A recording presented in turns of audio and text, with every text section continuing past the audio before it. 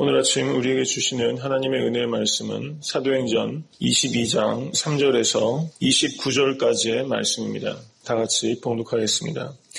나는 유대인으로 길리기아 다소에서 났고 이성에서 자라 가말리알의 문화에서 우리 조상들의 율법의 엄한 교훈을 받았고 오늘 너희 모든 사람처럼 하나님께 대하여 열심하는 자라. 내가 이 돌을 핍박하여 사람을 죽이기까지 하고 남녀를 결박하여 옥에 넘겼노니 이에 대제사장과 모든 장로들이 내 증인이라. 또 내가 저희에게서 다메섹 형제들에게 가는 공문을 받아가지고 거기 있는 자들도 결박하여 예루살렘으로 끌어다가 형벌받게 하려고 가더니 가는데 다메섹에 가까웠을 때에 오정쯤 되어 후련히 하늘로서 큰 빛이 나를 둘러 비추매 내가 땅에 엎드러져 들으니 소리 있어 가로되 사울아 사울아 내가 왜 나를 핍박하느냐 하시거늘 내가 대답하되 주여 누시니까 하니 가라사대 나는 내가 핍박하는 나사렛 예수라 하시더라. 나와 함께 있는 사람들이 빛은 보면서도 나더러 말하시는 이의 소리는 듣지 못하더라. 내가 가로되 주여 무엇을 하리이까 주께서 가라사대 일어나 다메섹으로 들어가라. 정한 바 너의 모든 행할 것을 거기서 누가 이르리라 하시거늘 나는 그 빛의 광채를 인하여 볼 수 없게 되었으므로 나와 함께 있는 사람들의 손에 끌려 다메섹에 들어갔노라. 율법에 의하면 경건한 사람으로 거기 사는 모든 유대인들에게 칭찬을 받는 아나니아라 하는 이가 내게 와 곁에 서서 말하되 형제 사울아 다시 보라 하거늘 즉시 그를 쳐다보았노라. 그가 또 가로되 우리 조상들의 하나님이 너를 택하여 너로 하여금 자기 뜻을 알게 하시며 저 의인을 보게 하시고 그 입에서 나오는 음성을 듣게 하셨으니 내가 그를 위하여 모든 사람 앞에서 너의 보고 들은 것에 증인이 되리라. 이제는 왜 주저하느냐. 일어나 주의 이름을 불러 세례를 받고 너의 죄를 씻으라 하더라. 후에 내가 예루살렘으로 들어와서 성전에서 기도할 때 비몽사몽간에 봄에 주께서 내게 말씀하시되 속히 예루살렘에서 나가라. 저희는 내가 내게 대하여 증거하는 말을 듣지 아니하리라 하시거늘 내가 말하기를 주여 내가 주 믿는 사람들을 가두고 또 각 회당에서 때리고 또 주의 증인 스데반의 피를 흘릴 적에 내가 곁에 서서 찬송하고 그 죽이는 사람들의 옷을 지킨 줄 저희도 아나이다. 나더러 또 이르시되 떠나가라. 내가 너를 멀리 이방인에게로 보내리라 하셨느니라.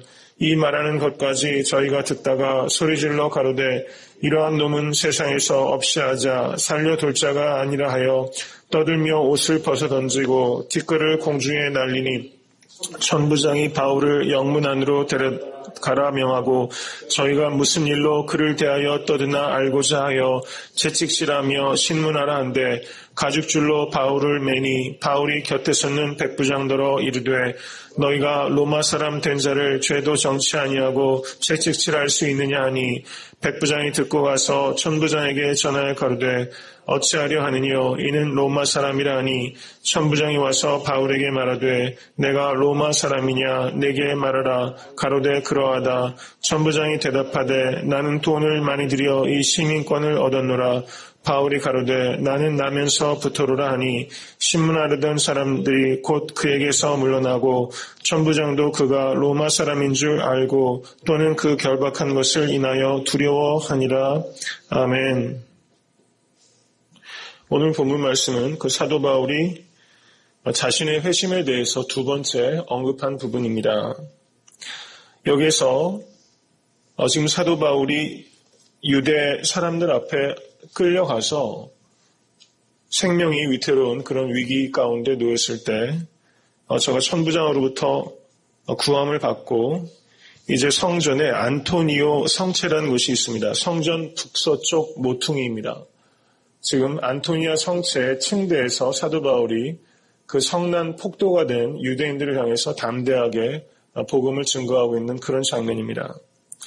어저께 제가 말씀드렸던 것처럼 사도 바울이 이 천부장에게는 헬라말을 하고 그리고 이 유대인 폭도들에게는 그 유대인 방언 아람익이라는 언어가 있습니다. 지금은 다 이제 없어진 언어지만 아람익으로 저들에게 이야기하는 그런 지혜를 발휘했던 것입니다. 그래서 22장 2절을 보시면 그런 성난 폭도들이 사도 바울이 히브리 방언으로 말하기 시작할 때 그 조용해지는 신적 권능이 사도 바울을 통해서 나타나게 됐던 것입니다. 사도 바울은 이처럼 지혜와 그리고 담대함을 겸비한 그런 사도였던 것입니다. 오늘 본문 내용은 사도 바울이 얼마나 아주 효과적으로 그 자신의 회심 사건을 회상하면서 이 유대인들에게 이야기하고 있는지를 잘 드러내주고 있습니다.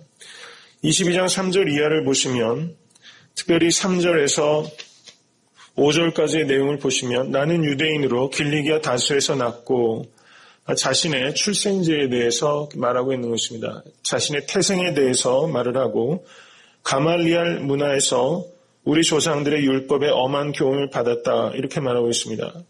사도행전 5장 34절을 보시면 산헤드린 공회의 한 멤버로서 이 가말리엘에 대해서 언급하고 있습니다. 이 가말리엘은 그 당시에 유대교 내에서는 크게 두 개의 학파가 있었습니다. 하나는 힐렐라이시라는 그 유대학파가 있었고 또 하나는 샴마이시라는 그 유대학파. 이 두 개의 학파가 유대교의 가장 핵심적인 학파였습니다. 근데 이 힐렐라이시라는 그 유대학파를 이끄는 가장 석학이 바로 이 그 가말리엘이었던 것입니다. 이 가말리엘의 문화에서 이 사도 바울의 교육을 받았던 것입니다. 그래서 이 힐렐라이스는 그 샴마이시라는 그 학파에 비해서는 상당히 리버럴한 그런 학풍을 가지고 있었던 그 유대 학파였고 이 샴마이스는 비교적 보다 그 보수적인 컨서버티브한 그런 입장을 가지고 있는 유대 학파였습니다. 이 사도 바울은 바로 이 가말리엘 문화에서 공부했다. 이렇게 자신을 밝히고 있는 것입니다. 그리고 오늘 너희 모든 사람처럼 하나님께 대해서 열심히 있었던 사람이다. 이렇게 말을 하고 있습니다.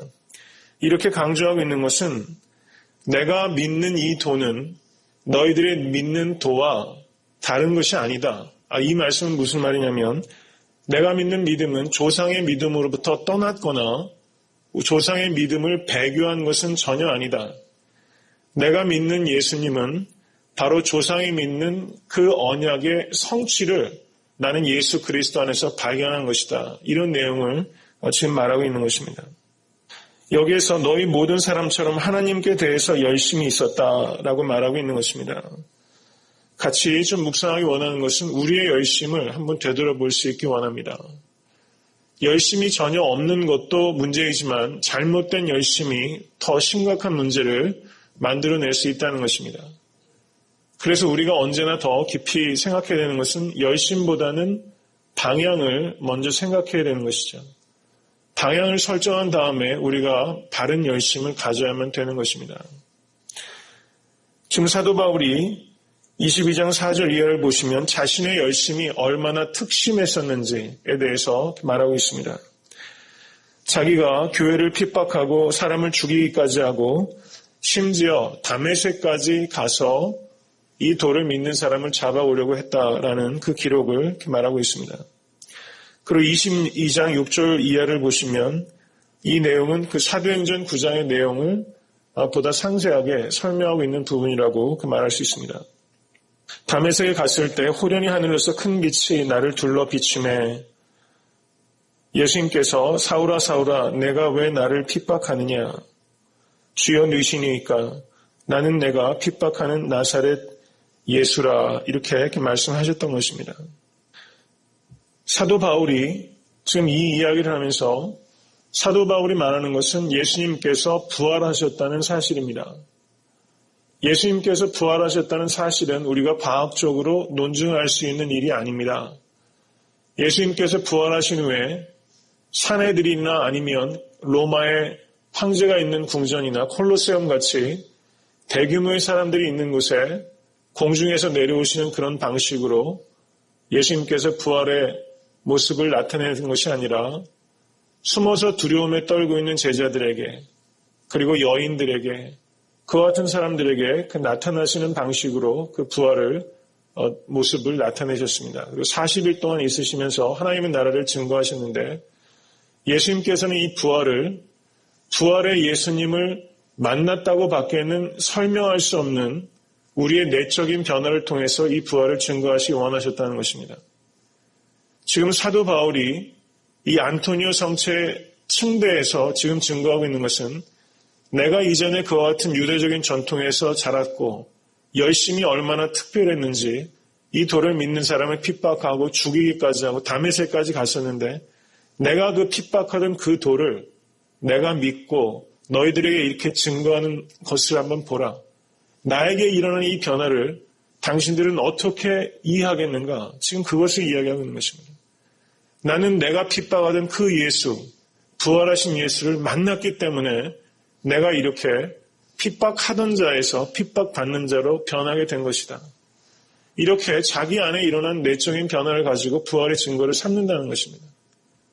이것은 동일하게 우리에게 적용되는 것입니다. 우리가 예수님께서 죽음 가운데서 일어나셨다는 것을 하나님께서는 내 안에 일어난 내적인 변화, 부활의 주님을 내가 encountering, 만났다고 밖에는 설명할 수 없는 내 안에 있는 변화를 통해서 예수 그리스도의 부활을 증거하시기 원하신다는 것입니다. 이러한 뚜렷한 확증이 우리 가운데 있게 되기를 간절히 소원합니다. 이런 예수 그리스도의 부활하신 예수님을 만났다는 확증이 있을 때만 나를 위해서, 나를 향해서 돌을 던지는 이들 앞에서도 담대하게 입을 벌려 증거할 수 있게 되는 것입니다. 내가 왜 나를 핍박하느냐? 사도 바울은 제가 사도행전 9장을 설교하면서 말씀드렸지만 사도 바울이 그 예수님께서 살아계실 때 예수님을 만난 적이 있는지 없는지는 잘 모릅니다. 그런데 실제 이 사도 바울이 그 예수님을 핍박한 적은 없었습니다. 사도 바울은 초대교회 교인들과 교회를 핍박했을 뿐입니다. 그런데 예수님께서는 나는 내가 핍박하는 예수다 이렇게 말하면서 핍박당하는 교회 가운데 예수님께서 계시다는 것을 밝히신 것입니다. 이것은 우리가 핍박당할 때 예수님도 함께 핍박당하시고 내가 고난당할 때 예수님께서 그 고난 가운데 함께 계신다는 것을 의미하는 것입니다. 이것을 우리가 정말 믿고 받아들이게 되면 고난 가운데서도 위로와 또 새 힘을 얻으실 수 있게 되는 것입니다. 나는 내가 핍박하는 나사렛 예수라. 이 말씀을 깊이 받아들이실 수 있게 되기를 간절히 바랍니다. 우리가 부활의 주님을 만나면 이제 소명을 갖게 되는 것입니다. 22장 10절을 보시면 주여 무엇을 하리이까 이렇게 말하는 것입니다. 그리고 다메섹으로 들어가라. 정한 바 너의 모든 행할 것을 거기서 누가 이르리라. 이 말씀을 보면 확실히 하나님께서는 이 속도보다는 그렇죠. 하나님의 계시의 사건은 스텝 바이 스텝으로 이루어진다는 것을 알 수 있습니다. 처음부터 끝까지 다 보여주시고 하시는 것이 아니라 한 걸음 한 걸음 스텝 바이 스텝으로 순종할 때 조금씩 더 계시를 선명하게 보여주신다는 것을 알 수 있는 것이죠. 우리의 하루하루의 삶이 이런 삶이 될 수 있기를 간절히 바랍니다. 우리가 운전하다가도 앞이 그냥 안개가 콱 껴가지고 야 이걸 어떻게 운전할 수 있나 이렇게 생각이 들 때 많이 있는데 실제 차를 몰고 나가다 보면 또 갈 수 있을 만큼 시야가 확보가 돼서 목적지까지 안전하게 도달하지 않습니까? 우리가 믿음을 가지고 하나님 말씀과 또 장로님 말씀으로 기도하셨던 것처럼 언약을 믿고 한 걸음 한 걸음 우리가 나가다 보면 목적지까지 도달하는 것이 하나님의 방법이라는 것입니다. 처음부터 끝까지 다 알려주고 가면 어디에 믿음이 필요하겠습니까? 어디에 우리의 순종이 있겠습니까? 우리는 한 걸음 한 걸음 known will of God, 하나님께서 우리에게 말씀을 통해서 이미 주신 확정된 하나님의 뜻을 한 가지 한 가지 순종하다 보면 우리의 삶 속에 수많은 선택의 상황들 속에서 하나님의 뜻을 발견할 수 있게 되는 것입니다. 오늘 하루 말씀을 통해서 주신 하나님의 은혜대로 순종하시면서 하나님의 그 놀라운 계시를 받으시고 분별하시는 은혜가 성도님께 임하게 되기를 간절히 축원합니다. 22장 12절을 보시면 율법에 의하면 경건한 사람으로 거기 사는 모든 유대인들에게 칭찬을 듣는 아나니아라 하는 이가 라고 말하고 있습니다. 사도행전 9장에서는 이렇게 표현하지 않았습니다. 율법에 의하면 칭찬을 받는 사람, 이것은 우리 믿는 그리스도인들은 조상의 믿음을 떠난 사람들이 아니다. 이것을 강조하고 있는 것입니다. 우리는 조상의 믿음을 떠난 것이 아니라 조상이 믿는 그 믿음의 성취로 오신 예수 그리스도를 믿는 것이다. 이것을 제발 좀 깨달아 달라. 이런 마음을 이 사도 바울이 말하고 있는 것입니다. 율법에 의하면 경건한 사람, 모든 유대인들에게 칭찬을 받는 아나니아. 우리가 백성들의 칭찬을 받는 그리스도인들이 되어야 되는 것입니다. 우리의 삶의 자리에서 칭찬을 받지 못하면 이 도를 증거하는 데 많은 어려움이 있게 되는 것이죠. 우리의 가정과 그 사회와 그리고 여러 가지 인간관계들 속에서 칭찬을 받는 우리가 될 수 있기 위해서 힘쓸 수 있게 되기를 바랍니다.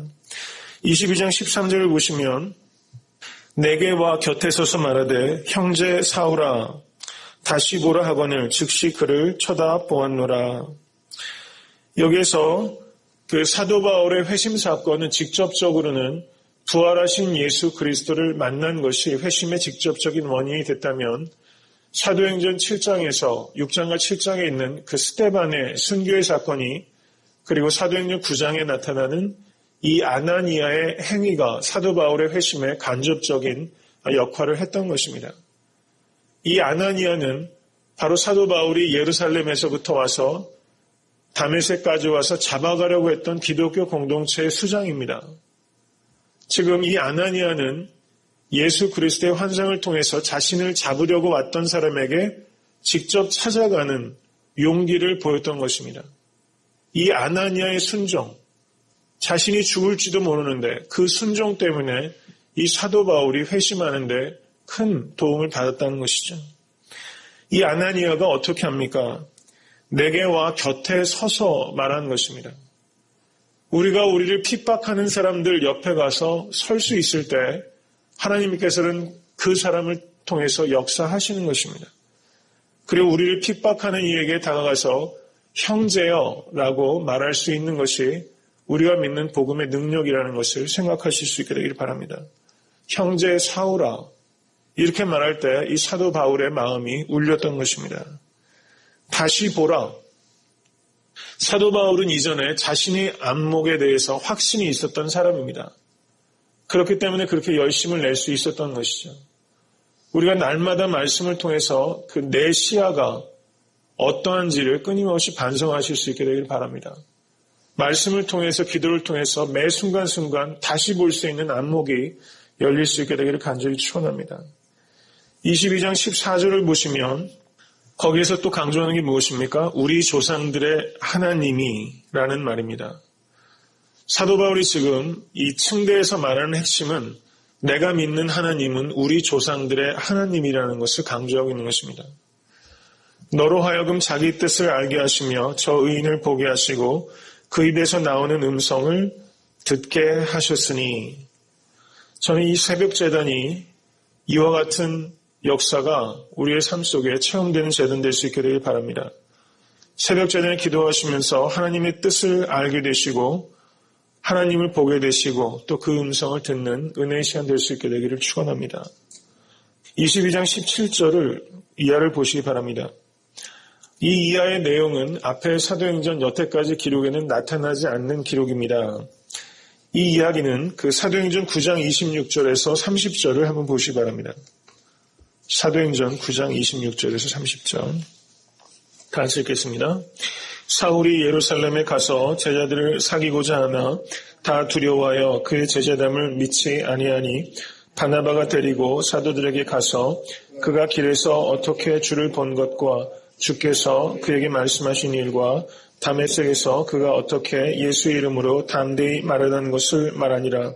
사울이 제자들과 함께 있어 예루살렘에 출입하며 또 주 예수의 이름으로 담대히 말하고 헬라파 유대인들과 함께 말하며 변론하니 그 사람들이 죽이려고 힘쓰거늘 형제들이 알고 가이사랴로 데려가서 다수로 보내니라. 지금 사도 바울이 그 예루살렘에 가서 주 예수의 이름으로 담대히 복음 증거했을 때 유대인들이 죽이려고 했기 때문에 지금 다소로 내려갔다고 말하고 있습니다. 그런데 지금 사도행전 22장 17절 이하를 보시면 이것이 단지 유대인의 핍박을 피해서만 내려간 것이 아니라 지금 또 다른 그 두 번째 환상을 이 사도 바울이 본 것입니다. 지금 사도 바울이 22장 17절을 보시면 어디에서 기도했습니까? 성전에서 기도할 때 지금 계속해서 사도 바울이 지금 유대인에게 강조하는 건 무엇입니까? 내가 믿는 도는 조상의 믿음으로부터 떠난 것이 아니다. 나는 성전을 회방하는 사람이 아니다. 나는 성전에서 기도하는 사람이다라는 것입니다.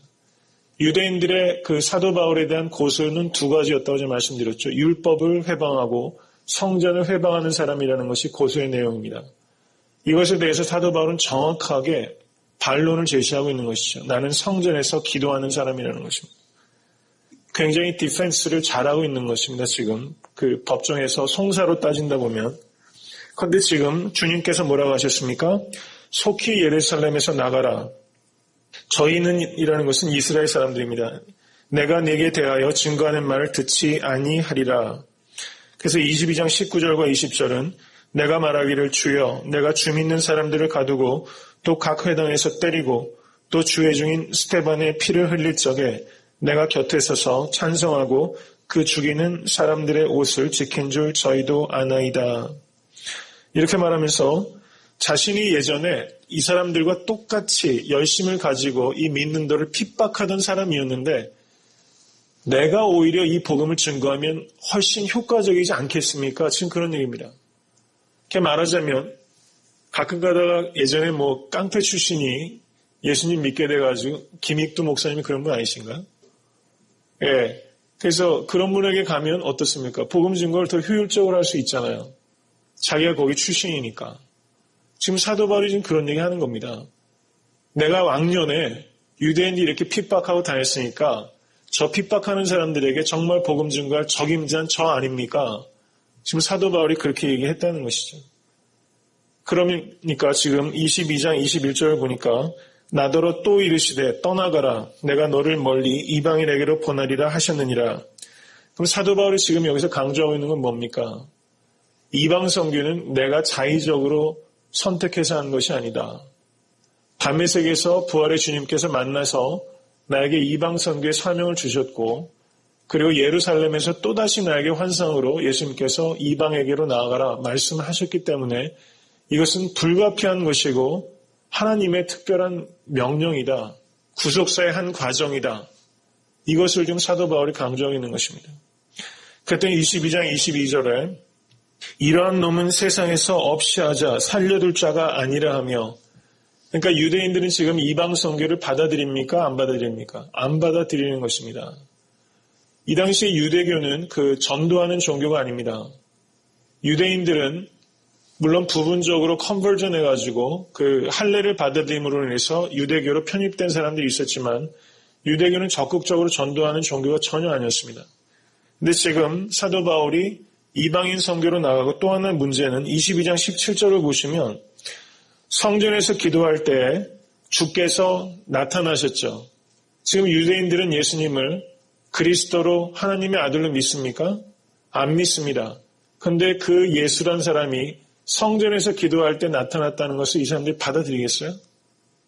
받아들이지 않는 것입니다. 이 말 때문에, 이 두 가지 포인트 때문에 이 지금 예수님을, 사도 바울을 죽여야 된다, 이런 결론을 내리고 있는 것입니다. 자기들이 인정하지 않는 예수가 성전에서 나타났다. 이건 신성모독인 것입니다. 그리고 이방인에 대한 복음 선교가 하나님께서 주신 사명이다. 이 두 가지를 받아들이지 못하는 것입니다. 그래서 22장 23절을 보니까 옷을 벗어던지고 티끌을 공중에 던졌다라고 말하고 있습니다. 이건 신성모독에 대한 혐오를 나타내는 것입니다. 이제 그 뒤에 내용을 보시면 22장 24절 이하를 보시면 천부장이 영문 안으로 데려오라 라고 말하면서 채찍질하고 신문하라 이렇게 말하고 있습니다.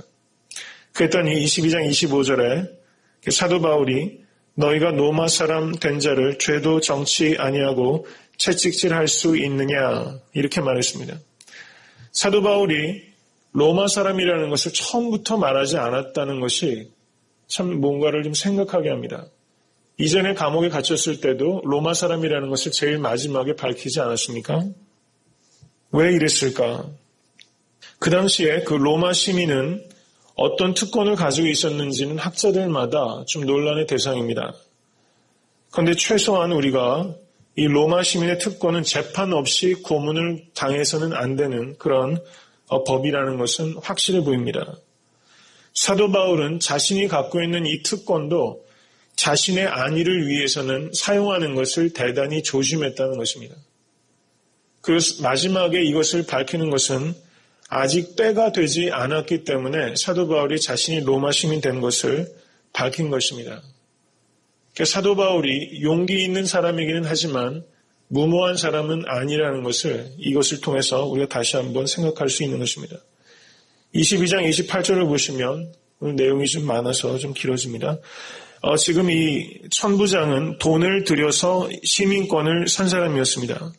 근데 사도 바울은 어땠습니까? 나면서부터 산 사람이었습니다. 역사적 배경을 좀 말씀드리면 그 로마 시민권을 사는 경우는 일반적으로 로마 제국에 공헌이 많은 사람은 그 로마 시민권이 주어집니다. 이런 경우에는 자식에게 그 로마 시민권이 세습이 되고요. 여기에서 천부장과 같이 지역 공무원에게 부당한 방법으로 뇌물을 통해 가지고 시민권을 사게 되는 두 가지 경우가 있습니다. 근데 사도 바울은 아마도 아버지가 로마 제국에 무엇인가 공로가 있어서 시민권이 주어진 것 같고 그 결과로 이 시민권이 그 세습이 되었다는 것을 알 수 있습니다. 그러자 이 천부장이 로마 사람인 줄 알고 그 결박한 것을 인하여 두려워하니라 이렇게 말하고 있습니다. 지금 두려움에 떨어야 될 사람은 누굽니까? 사도 바울이죠. 그런데 사도 바울은 두려워하지 않습니다. 천부장이 두려워합니다. 예수님께서 재판 받으실 때 빌라도가 두려워했습니까? 예수님이 두려워했습니까? 빌라도가 두려워했죠. 이것이 복음의 능력이라고 믿습니다. 우리는 아무것도 두려움을 갖지 않게 되는 것, 진리의 편에 설 때 두려움을 이길 수 있게 되는 것입니다. 이러한 담대함을 가지고 오늘 하루도 승리하시는 여러분 되실 수 있게 되기를 간절히 바랍니다.